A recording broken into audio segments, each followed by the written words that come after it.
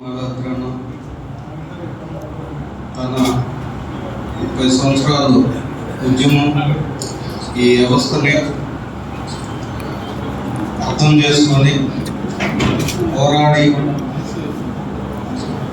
ఇండియాలో ఇప్పుడేం చేయాలని ఒక పుస్తకం రూపంలో మన అందరి ముందు ఉంచాడు.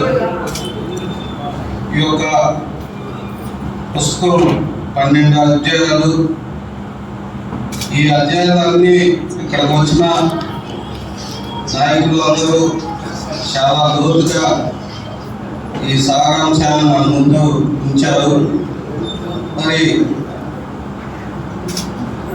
ఈ యొక్క పుస్తకం భవిష్యత్తులో మరి మన ముందు డిబేట్ పెట్టినా చర్చ పెట్టినా దాన్ని పూర్తిగా స్వాగతిస్తూ మరి ఇక్కడికి వచ్చిన మీ అందరికీ పేరు పేరున ముందుగా జైలు జరుపుతూ ఈ సభను ఇంతతో ముగిస్తున్నాను.